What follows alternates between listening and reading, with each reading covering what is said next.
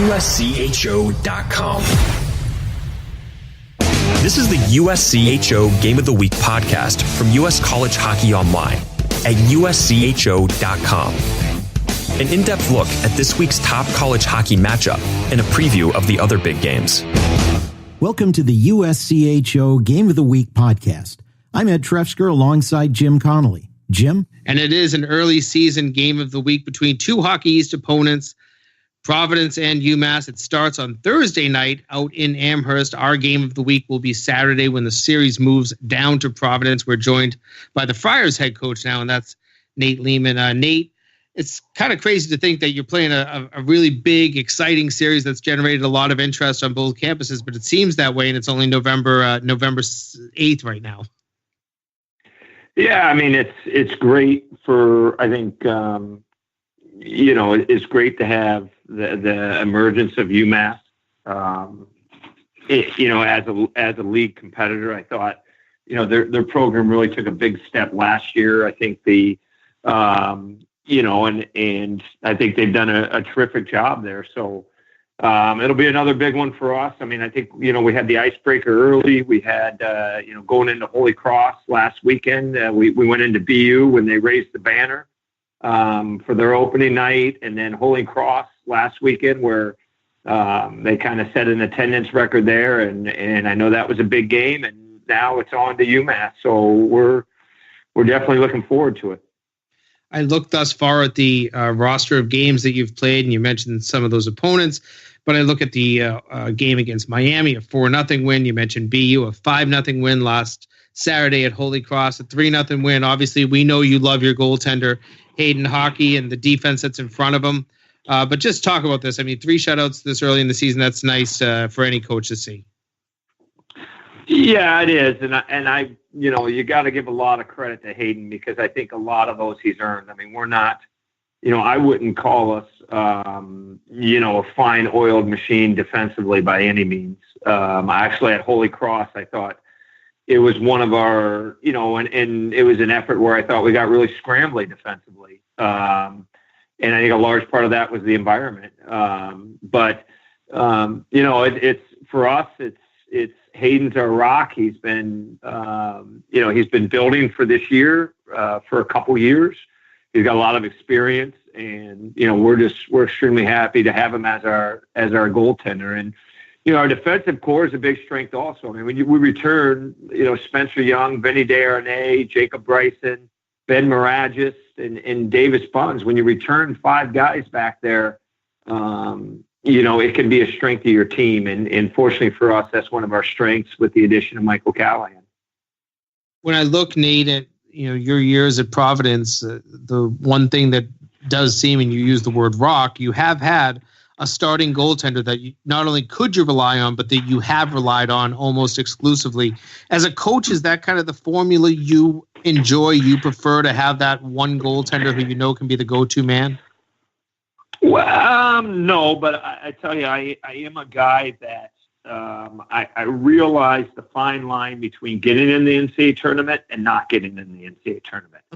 And I know, I've probably learned the hard way a little bit that, it often comes down to 1 or 2 games at the end of the year. And so,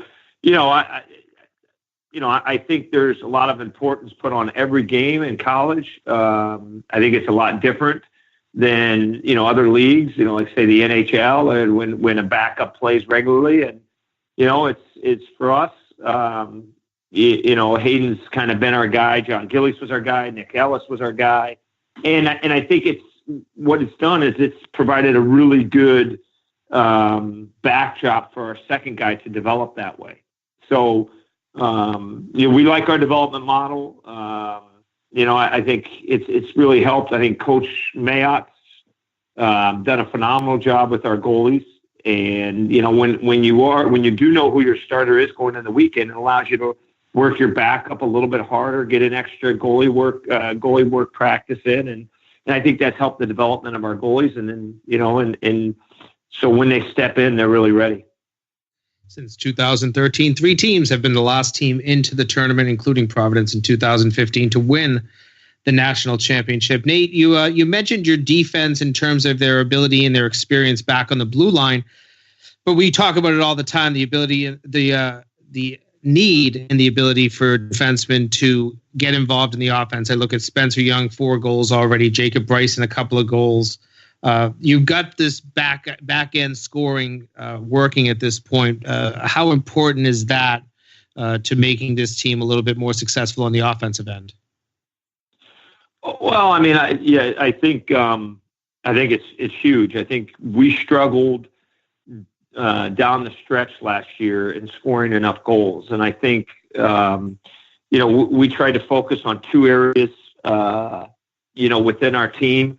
One of them is our power play, and the second was getting our defensemen a little bit more involved.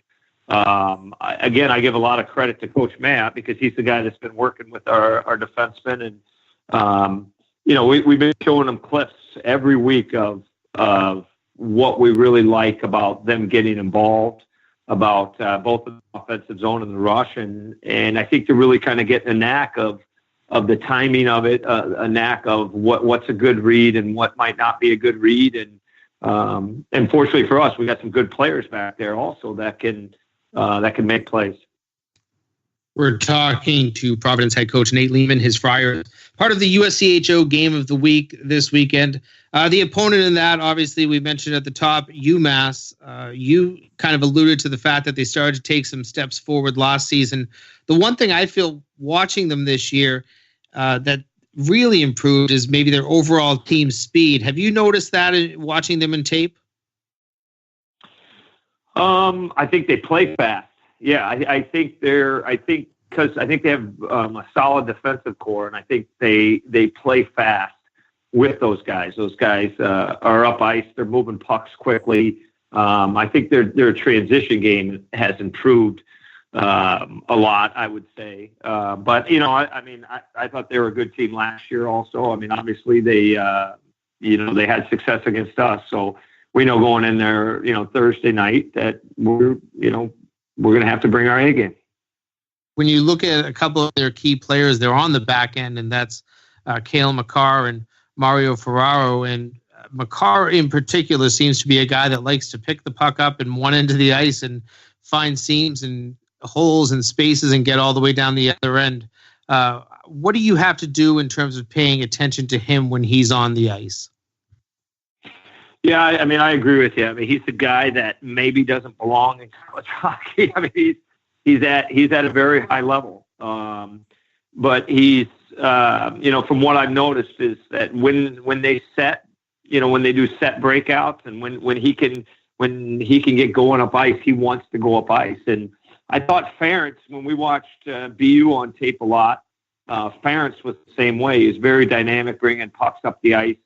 Finding guys off the net and in at the offensive blue line. And we talked a little bit about it today with the team is that, that when there is an elite player on the ice that, you got to respect that a little bit. You got to know who you're playing against, and we got to make sure that, that we have a plan in place when we're playing against them.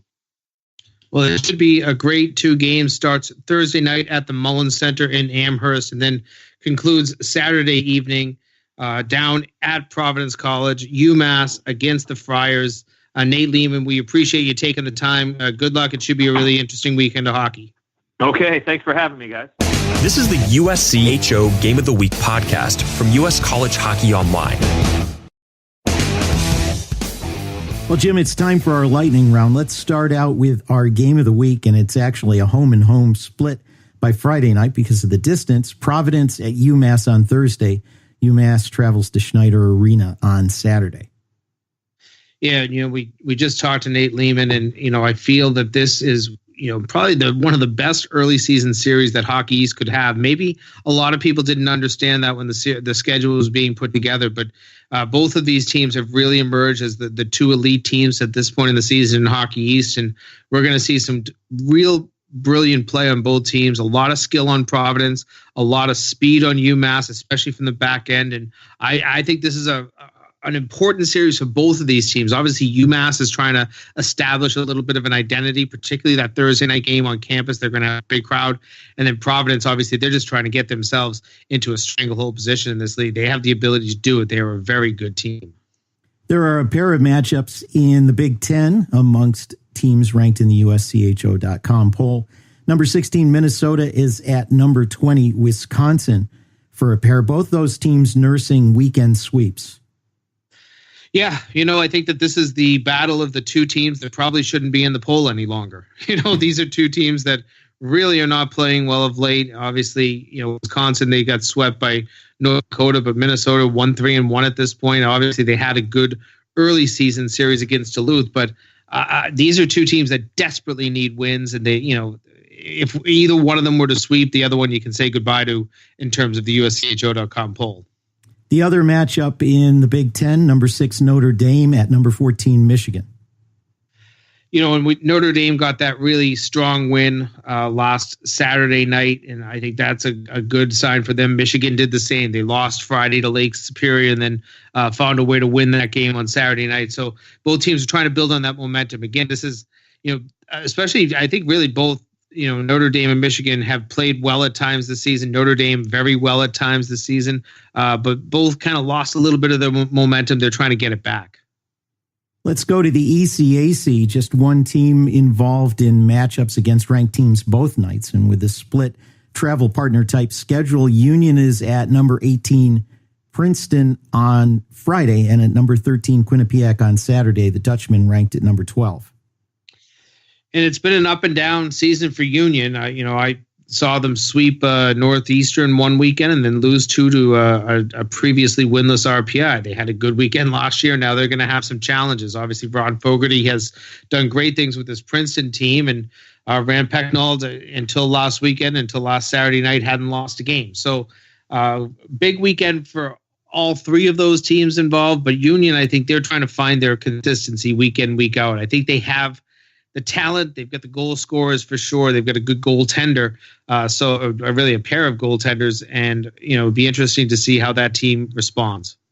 In the NCHC, there are a pair of matchups between ranked teams. Number 5, Denver, travels to number 2, St. Cloud. And we haven't heard a lot about Denver at this point. They've played very well. They're still unbeaten. They haven't had the toughest schedule to date. Now I believe it's maybe 8 straight are against nationally ranked teams here. And the next 2 weekends, it's St. Cloud and Minnesota Duluth. So it starts with the number 2 team this weekend. Duluth, obviously, the following weekend could be still the number 1 team. So when you're Denver and you're sitting there looking at what's ahead, you're playing 2 of the best teams in the country over the next 4 games. That's a pretty tall tale.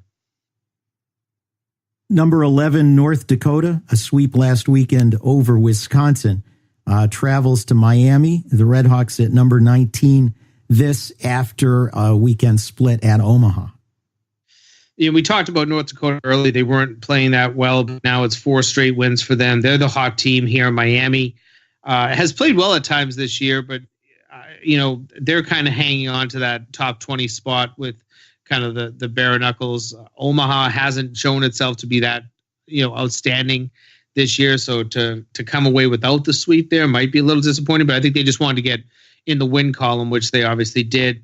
It should be a good series, especially the fact that it's in Oxford. So it's going to be a road series for North Dakota. But look for the Fighting Hawks. This is their weekend to shine against a nationally ranked opponent. Also of note in the NCHC, number 1 Minnesota Duluth. They were idle last weekend. Colorado College travels there. The Tigers 2 close losses last weekend to St. Cloud State. Yeah, I think that Colorado College is a pretty good hockey team right now, and they get to prove it this weekend. It is a road series, so it's a little bit more of a challenge. But they came in last week with a 4-1-1 record, and then took the number 2 team really to the brink both nights. I believe they had a third period lead on Friday, and then just couldn't sneak one out on Saturday, a 2-1 game. So this is a Colorado College team that's taking steps forward. It's just to see how big these steps can be. It's we talk about it all the time, how tight the NCHC is. How big of a step can you take in that league to get from the bottom 3 up into that top 5? Looking at some non-conference matchups, both of them involve teams from the Big Ten. Ohio State, which split 1-goal games with Notre Dame last weekend, travels to Colgate for a pair. Yeah, I think a lot of people thought Colgate was a better team than they've proven this year. So I'm interested to see how they can play with a team like Ohio State coming in. Our colleague Paula Weston, who covers the Big Ten and Tuesday Morning Quarterback this week, kind of played down Ohio State a little bit. She mentioned that she never thought that they were a number one team in the country when they were number one. Maybe number 7 is more fitting where they are. I'm just wondering, in terms of non-league play, is the Big Ten going to improve? Because they started out gangbusters. I think at one point their winning percentage was close to 750. Couple of rough weekends here, their winning percentage is barely over 570. So it's a Big Ten weekend. They need these games out of conference.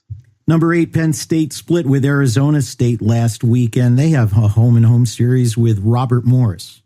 Yeah, that's one of those in-state rivalries that is kind of built up. They play every year, it seems, and the fact that you can drive between Happy Valley and Pittsburgh and play these 2 games, it probably develops a little bit of a friendly rivalry. But again, the Big Ten wants to watch this game be a win. This is one of those series that the Big Ten is looking at, saying we got to improve our out of conference a little bit. This is a series where we should be a strong favorite in both games. Let's see what happens. And speaking of the Big Ten, Michigan State, which is receiving votes in the USCHO.com poll, travels to take on Arizona State, which just missed number 20 by 1 point. And I'm hoping that missing that last spot makes this team hungry. They're 7-3 right now. There's a lot of teams with much worse, winning percentages that remain in the top 20 at this point. I think that they really wanted to get there, but sometimes that's not the worst. To miss by a point and see that you're that close should make you a little hungrier. Michigan State, they've played good hockey. They've got some real talented players on that team that have started to show up in the score sheet really early in the season. So should be good hockey out there in Oceanside. We talk about it all the time, the atmosphere that can be created in Tempe, and interested to see how that series plays out. That's the Game of the Week podcast from USCHO.com.